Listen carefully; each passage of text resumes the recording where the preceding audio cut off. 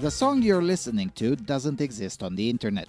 No mainstream database seems to be able to recognize it, and by the standards of Kyrgyzstan, this isn't strange at all. Although I wouldn't be totally shocked to get another copyright strike for this series sometime in 2024 or later, like it happened with episode 2 of this series.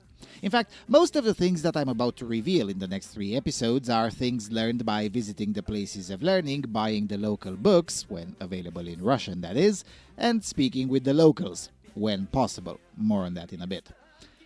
In the previous episodes, we went with a more traditional presentation, largely because the history and the present of Kazakhstan and Uzbekistan are indeed quite a fit for such a presentation. When it comes to this place, however, such a model of presentation would either be full of exaggerations or it would be excessively focused on the minutiae, which is exactly what you don't come to Freedom Alternative for. So we'll try a slightly less conventional way of profiling Kyrgyzstan. Welcome to Functional Random. Let's explore.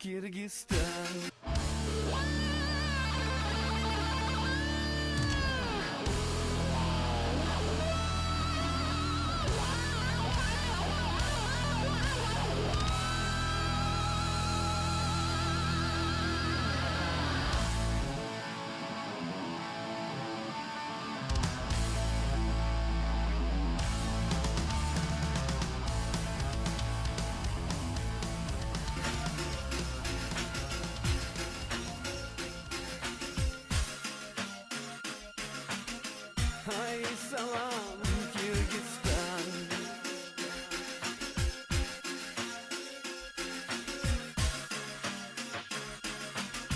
Hay salam Kyrgyzstan.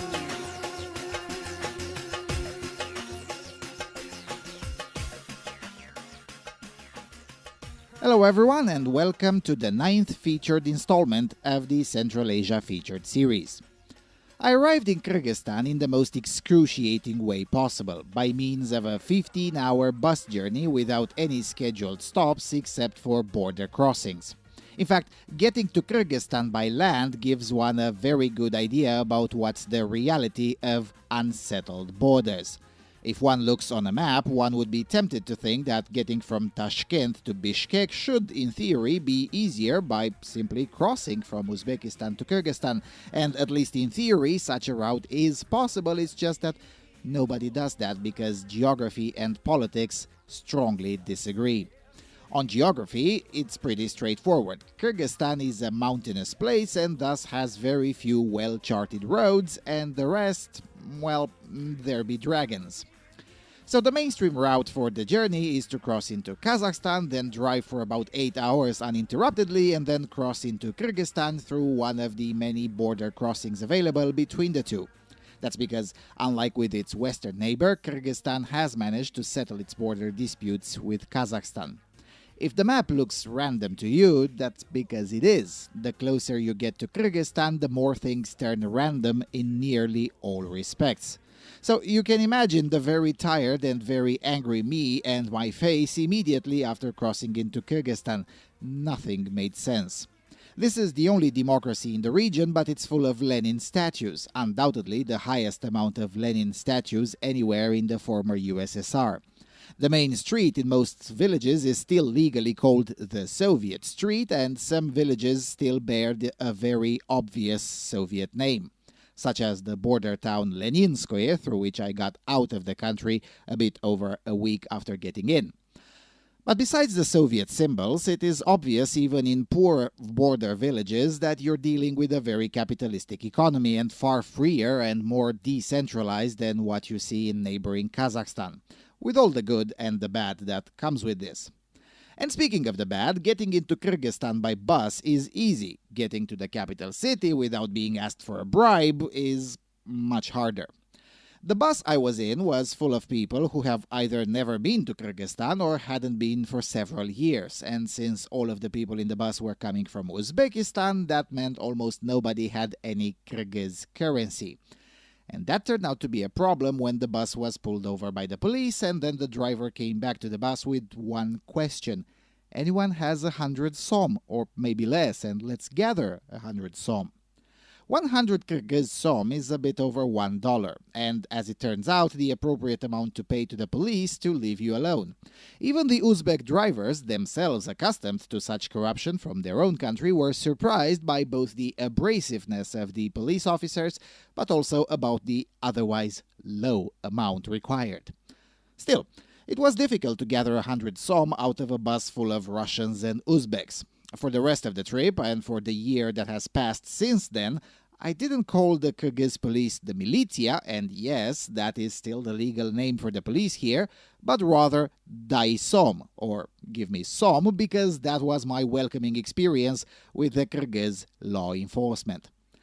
Later on, I was going to find out that while this kind of corruption is not that often encountered, the degree of random is in fact higher than the first impression. For instance, I file FOIA requests for all sorts of statistical data in every country I go to that allows for such a procedure. In this tour, only Kyrgyzstan has something so transparent, which makes sense given that Kyrgyzstan is a democracy. Ish. More on that later. Most countries either have an entirely online way of filing such requests or an entirely offline one. Kyrgyzstan is the first country that I encountered which has a mixed way. You can only file FOIA requests in person, in Kyrgyz or Russian, but you can receive the answers in English via email if reports in English are available, if not then in Russian or Kyrgyz. But you can't require internally public data remotely via email. The wonders of Kyrgyz bureaucracy.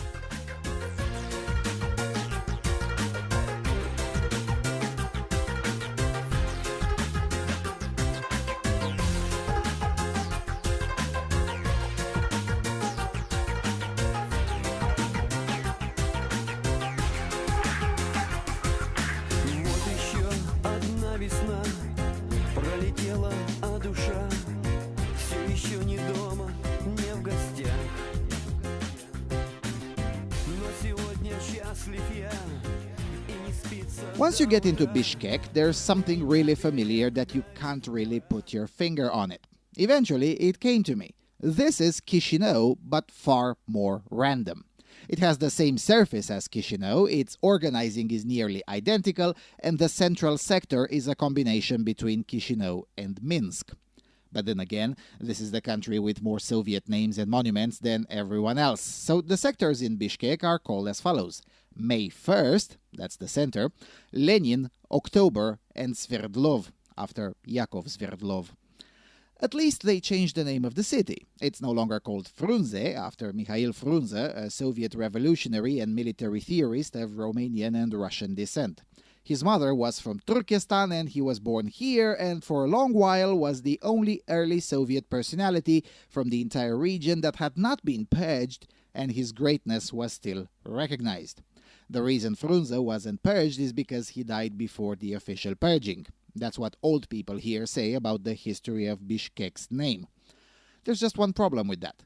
Mikhail Frunze died in surgery at Stalin's instructions. Yes, his memory wasn't purged, unlike other communists under Stalin, but he himself did pay the price for not being Stalinist enough. So I'm showing as much footage as possible from the capital city because there's no way I can convey the feeling of random that one gets here. Nothing makes sense at a first glance. The businesses, the Lenins, the names of the streets, the writing, although that now is changing since my last visit, yet somehow it all works. Hence, the functional random. And to give more credence to that, the leadership just announced that they're going through with the construction of Osman, the city of the future. In case all you're seeing is a semi-abandoned resort on a lake, that's because the construction didn't really start. Officially, when I taped these images, it was supposed to be 5 months into the construction site. In the meantime, all that was done was more press communiques and more shiny promotional videos in Russian and English about just how great this city will be. It's the pet project of the current president ever since he was a backbencher MP. To call this yet another delusion would be too kind. Unfortunately, such delusions do have consequences. For instance, the city of Cholponata is full of such delusions. Well, to call this place a city is in itself problematic, since it's basically a village that is abandoned 8 months a year and has a very strong Aneni Noi vibe. And no, I'm not going to apologize for the constant comparisons to Moldova, because they fit in so many ways. Again, more on that later. So, this is the racetrack complex in Cholponata, made for 10,000 visitors and the first major infrastructure investment in town for a long time. How long time? Well, since the Soviets had the great idea of building an airport here, of which you can find effectively nothing of today. So this complex has been staying empty since 2018, when it was used for the World Nomad Games, which is a sportive event similar to the Summer Olympics but for ethnic sports practiced in Central Asia. The most famous of them being the dead goat polo. And with the risk of getting another copyright strike, it looks kinda like this. Because even the national sport in Kyrgyzstan has to be something completely random, but which somehow works. Though, to be fair, this sport is the national sport in Afghanistan as well, known there as buzkashi, but it's very popular here too.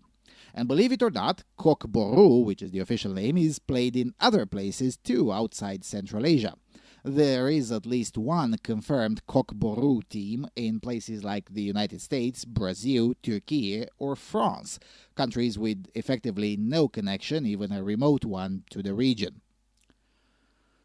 Walking up and down the main avenue in Bishkek can be fascinating. You encounter the ceremonious change of guard, for instance, and it really looks quite cool, especially as the flag is really huge, which also gave me the opportunity to take ample shots like this to put over moments of videos I have no other images to use for. But just a few hundred meters forward and you risk ruining some kid's TikTok performance.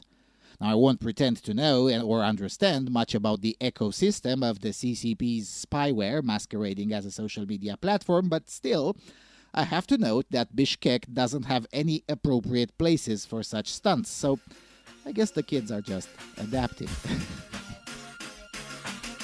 Hi, salam, Kyrgyzstan.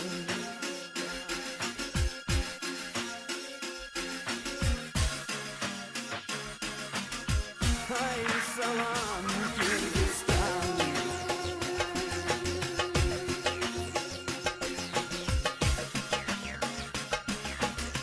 Hi, salam, Kyrgyzstan.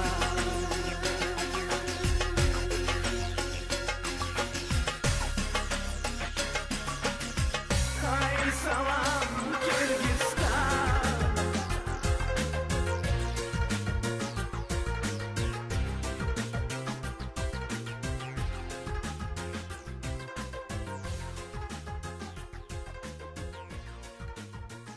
Alright, but how about some history? In the previous two countries presented in this series, I saved the first episode for a brief summary of ancient history. The trouble is, this is simply not possible with Kyrgyzstan. The more I tried, the more clownish it sounded. You're basically now listening to the fifth version of the script for this video. After 4 versions, I figured out that it's probably not a good idea to follow the same template. You see, most of the things one finds out here at the Kyrgyz National History Museum are either straight-up fabrications, that is to say, no source from the neighbors corroborates them even remotely, or when fabrications are not afoot, the reinterpretations engaged in this museum are so egregious that I'd run the risk of insulting the intelligence of this esteemed audience. Not to mention insulting myself for regurgitating some of this. There could also be a third option, to try to fill in the blank, but in doing so, this episode would be 5 hours long and, most of all, boring. So instead, let's be honest, we really don't know much for sure about the history of the Kyrgyz people prior to the latter part of the 19th century, and this reality has repercussions in the present day. The reason Kyrgyzstan feels like functional random is because it is a nation under construction, both literally and figuratively. Literally because, as you can see, there's construction work going on pretty much everywhere. While the project for the modern city is a typical politician grift, others are not. A lot is being built all over the place. Whether that's a good thing or a bad thing depends on who you ask and on specifics. For instance, it's a good thing that fewer and fewer places in Bishkek represent a physical danger while walking because of holes like these. But I'm less certain about the building of colorless, faceless, and soulless cubes, which make the Stalinist buildings look great by comparison. But that's just me. Figuratively, the nation is under construction because it never had the time to construct itself as a nation. While neighboring Kazakhstan had about 2 centuries of independence until the Russian problem showed up, the Kyrgyz people really had their first shot at independence only in 1991. And what you're seeing today is the result of just a bit over 30 years of independence. And just like any other young nation, the first years are chaotic and full of experimentation in as many aspects of life as possible. In fact, when I call Kyrgyzstan functional random, it is not so as to mock the country, but to emphasize that with all of the random stuff in and around it, it's still functioning and even thriving. That is no small thing. And I'll get into the details of this maybe in the next episode. But until then, let me get more into the under construction part. You see, while it is nearly impossible to discuss too much about the ancient history of this place, it is possible to discuss quite a lot about the more recent history. The more recent history is not a secret or erased like it is the case in Uzbekistan, it's just that it hasn't really been written yet. And that's what the nation is doing now. And like any national myth, it starts with a great tragedy, the Exodus, or Irkün. Remember when I said earlier that kokboru is played in Turkey? Well, the reason this sport exists in Turkey is because of the Kyrgyz minority in the Van province in the Far East. Now, how come there's a Kyrgyz minority in Turkey? Well, between 1916 and 1918, about 40% of the entirety of the Kyrgyz population perished. Of those that survived, a significant chunk became permanent emigrants. Now, how did that happen? Well, if you remember, during episode 3 of this series, I went into details of what the English language historiography calls the 1916 Central Asia Revolt. In that episode, I focused on its effects on Kazakhstan and briefly mentioned that in Kyrgyzstan, the event is known as the Exodus because that's the effect the revolt had on the Kyrgyz people. Exodus is a misnomer. It was a policy of systemic extermination by Russia as reprisals for having dared to protest against Russia not observing its signed treaties. And if that sounds familiar in 2023, it's because the more things change, the more they stay the same. Russia had signed a treaty that said the peoples of Central Asia would not be subjected to conscription. When World War I rolled in, the warriors of Central Asia offered voluntarily to help Russia in exchange for more rights. The Tsar refused and then tried to conscript them in violation of the treaty. The Kazakhs and the Kyrgyz protested because the conscription order effectively depleted the region of literate and competent men. One thing led to another, and it was a full regional riot. The reprisals were harsh on all peoples of the region, but it is the Kyrgyz that bore the worst consequences. Vast portions of what is today Kyrgyzstan is desert-like as a result of Russia destroying irrigation systems and either killing or expelling the population. Tens of thousands fled towards China in the Tian Shan mountains, and they died by the thousands in mountain passes that cross at an altitude of over 3,000 meters high. Others fled towards Afghanistan, and several thousands managed to survive in the harsh mountainous environment in Wakhan region. Many went back after the establishment of the Soviet Union, but some stayed there as refugees from the Russians all the way till 1978 when the Russians invaded Afghanistan. From there, they fled to Pakistan, but Pakistan wasn't to their liking and they weren't to Pakistan's liking either. You see, these people, the survivors of the Irkün, were the stubborn ones. They wanted to live in a mountainous and harsh area and keep as many of their traditions as possible, and also really didn't want any Russians around. So they asked for the United States to give them visas so they can settle in Alaska, which was close enough for them. The US refused, but the US-backed military government of Turkey at the time agreed, and they all moved to the village called Ulupamir, where their descendants still live into this day. I will leave in the description box some links if you want to know more about the story of the Kyrgyz people in Turkey. It's a fascinating story for sure. What I will say here, though, is that those people were the lucky ones, the only lucky ones. For all the hardships they endured, they are the only Kyrgyz people who managed to stay free from both the Russian problem and communism. Most were not that lucky. Of the 60% of the Kyrgyz population that did survive, most ended up under Bolshevik rule. Some stayed in the mountains of China until Mao showed up, at which point the few still surviving by that time also returned to their homelands, which were now no longer Russian Turkestan, but the Kyrgyz Soviet Socialist Republic. Technically, discussion about Irkun wasn't forbidden, but in reality, the memory of this Russian atrocity was buried throughout the Soviet period. Outside of the Soviet Union, research on this was also scarce. The first serious study about this appears in 1954 from Edward Dennis Sokol, an American academic of Johns Hopkins University, an author you should really check out if you're interested in Central Asia. Mr. Sokol's study provided the first number of Kyrgyz people that died during Irkun and surrounding events. 270,000 people, or approximately 40% of all Kyrgyz people in existence at the time.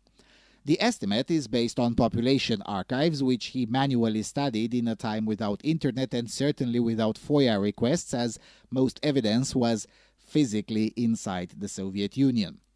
Mr. Sokol's study was later confirmed multiple times. More modern estimations of casualties don't deviate too much from his findings, which is a testament of precision and rigor in academic studies that was still alive in the Western academia of the 1950s, but which has disappeared since. But I digress. The point is that after the collapse of the Soviet Union, Irkun became part of the national foundational myth, and in 2016, at the 100th anniversary, a new monument was inaugurated, and with it, the first serious conflict with Russia. You see, contemporary Muscovy doesn't like it when you point out in public the crimes committed by Muscovy. Just listen to this guy. My point of view is very simple. We must know the history, but we must look to the future. Kyrgyzstan and Russia is very close countries with very close population. In 2016, this channel was one of the few that spoke about Russia as a source of danger. It wasn't in fashion at the time, so this little diplomatic and economic spat between Kyrgyzstan and Russia got no attention outside of this region. Still, in a twist of irony, the president who inaugurated this monument ended up in prison just 3 years later in 2019 as a result of a pro-Russian administration. Since then, he survived several assassination attempts, including in prison where unknown forces tried to break his spine. I mean that literally, not figuratively. So yeah, that's how functional random came to be. It acquired its independence more or less as a result of random. The protests in 1990 were not even about independence, unlike almost everywhere else in the USSR. This is controversial to say in the West, but it is mainstream opinion in Kyrgyzstan, including among historians and the country's intelligentsia, that Russian colonialism, as terrifying as it was still preferable. Not in 1990, but overall. Osman Akum Ibrahimov, in his book General History of the Kyrgyz State, notes that in comparison to the places in the region that remained independent, such as Mongolia and Afghanistan, Kyrgyzstan definitely fared better under Russian and later on Soviet rule, even when accounting to all of the evil that came with that. Mr. Ibrahimov can hardly be considered a Russophile or a Vatnik, but he argues that without having fallen under Russian influence in late 19th century and most of the 20th century, what is today Kyrgyzstan would have resembled a lot more with Afghanistan, a place of perpetual turmoil, warlords, and religious extremism. Now, feel free to disagree, I certainly do, at least in part, but this perception is what shaped cultural life throughout the Soviet era. As I was saying in episode 2, the local elite here in fact benefited from the USSR. The very existence of a cultural life in Bishkek is owed almost entirely to the USSR in ways that it's simply not true for any other former Soviet republic. In fact, there's even a funny story in Ibrahimov's book. In the 1970s, the first secretary of the Kyrgyz Communist Party went to Moscow to try to convince the leadership to allocate funds to build a philharmonic in Bishkek. He was more or less laughed out of the room on grounds that Kyrgyz SSR isn't civilized enough to be worth the effort for such an edifice. In fact, the communist leader of SSR Armenia was the most vocal against such an effort, and his opinion mattered because, if you remember from the Armenia series, SSR Armenia was one of the few places that had managed to tear apart a Stalin monument legally and replace it with a local cultural figure. The fact is that within the USSR, Kyrgyzstan had to compete on cultural matters with republics that had a far older culture. Armenia was 2,500 years old, Georgia was at least 2,000 years old, Kazakhstan at least several hundreds of years old, Uzbekistan was home to multiple old civilizations, so was Ukraine, but SSR Kyrgyz was, well, this place. And it is these realities that make the current intelligentsia to be more careful when examining the role of Russia. Most other ex-Soviet countries had a very clear civilizational path to revert to once the USSR dissolved. This was simply not the case here because there isn't any history of an autonomous Kyrgyz civilization really taking hold before the arrival of Russia. So, under these circumstances, functional random was really the only serious choice. And as we will see in the next episode, it would remain the only choice even though politicians tried to emulate the more authoritarian models of either Uzbekistan or Kazakhstan, much to the detriment of the physical integrity of those politicians. Because what the Kyrgyz people lack in civilizational background, they compensate through courage, instinct, a sense of fairness, and weapons to enforce them.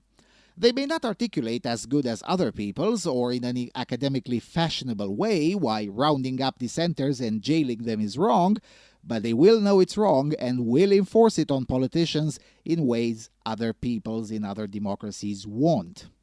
The reason Western media calls any protest in Kyrgyzstan a revolution, and you will notice this if you start looking into the post-communist history of this country, the reason the term revolution is used so often is because Western people don't understand how protests work here.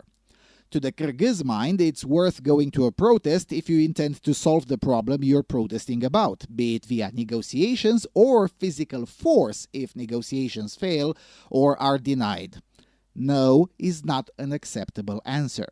Therefore, protests are rare, but when they occur, they resemble a revolution even though they're not necessarily revolutions. The system of government hasn't fundamentally changed since independence, and the way it's wielded changed with every new administration, which is to be expected in any democracy, and we'll get quite a bit into that in the next episode. Until then, there's one more thing I need to mention here to finish the functional random tableau. Religion. Get to any website in English and you will learn that about 90% of the population in Kyrgyzstan is Muslim, specifically Sunni. 8% are Christians and 2% adhere to something else, namely Baha'i, Buddhism, Judaism, and also atheists are included in the 2% number. More up-to-date local figures vary quite a bit, but the gist is similar. If one judges by the number of mosques, Kyrgyzstan is the most religious country in the region. Well, that's nice, but it's also not entirely true. Unlike neighboring Uzbekistan, the mosques stand mostly empty. I tried my best to be around the mosque during the calls to prayer in the hope that I would catch at least one crowded one for this video, but to no luck. And in rural areas, the mosques are straight up closed more often than not. And I'm talking about the local ones, not the ones built by foreign powers. Oh, speaking of foreign Muslims, the only real restrictions on freedom of speech in Kyrgyzstan that is also seriously enforced is the one on religious propaganda, specifically Islamic propaganda.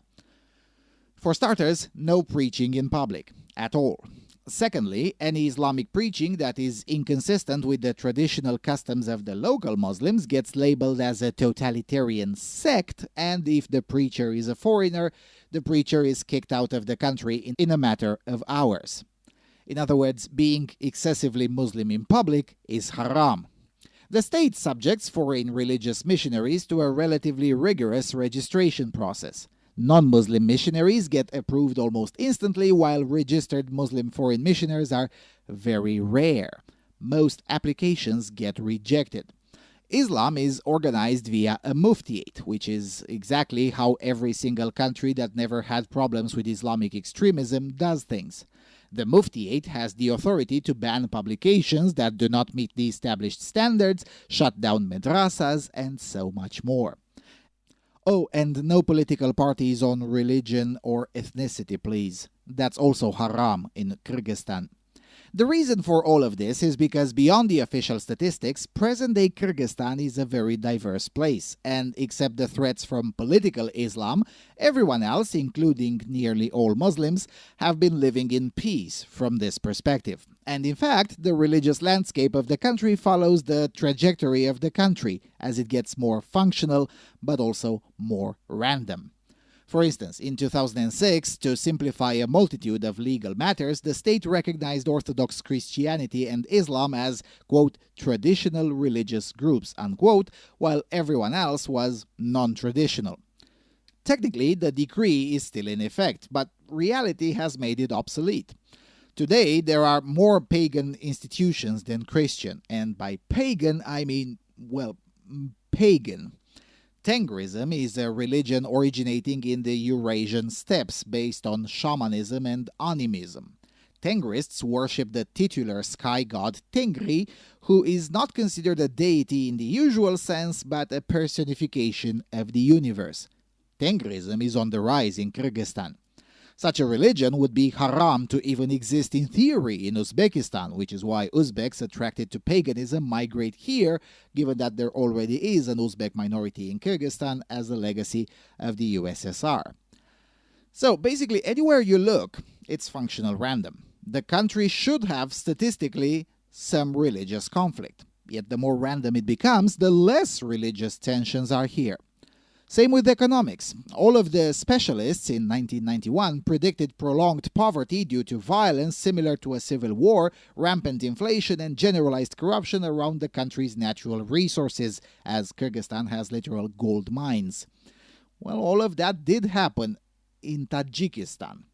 Kyrgyzstan served as a safe haven for both capital and people during Tajikistan's civil war. As for inflation, the Kyrgyz som is the most stable currency in the region by far. It turns out the comfort of authoritarianism, be it soft like in Kazakhstan or hard like in Uzbekistan or China, still can't compete with the messiness and the randomness of freedom. In the region, the country is often mocked for its randomness under the assumption that it's random because there is no control, which is the standard phrase for they don't have a strong man in charge. But it's really the other way around. It doesn't have a strong man in charge precisely because it's random. As a young nation, it's the only way it can function. And in the next episode, we'll go into the details on how Kyrgyzstan has been functioning since it got its independence. And then in episode 11, we'll get into the present politics and geopolitics. And that will be quite interesting given that Putin had his first foreign visit here. So yeah, an atypical episode for an atypical country for this region. That's all that could have been done, as we say around here. Thanks a lot for watching, don't forget to subscribe, and I will see you all soon on the Freedom Alternative.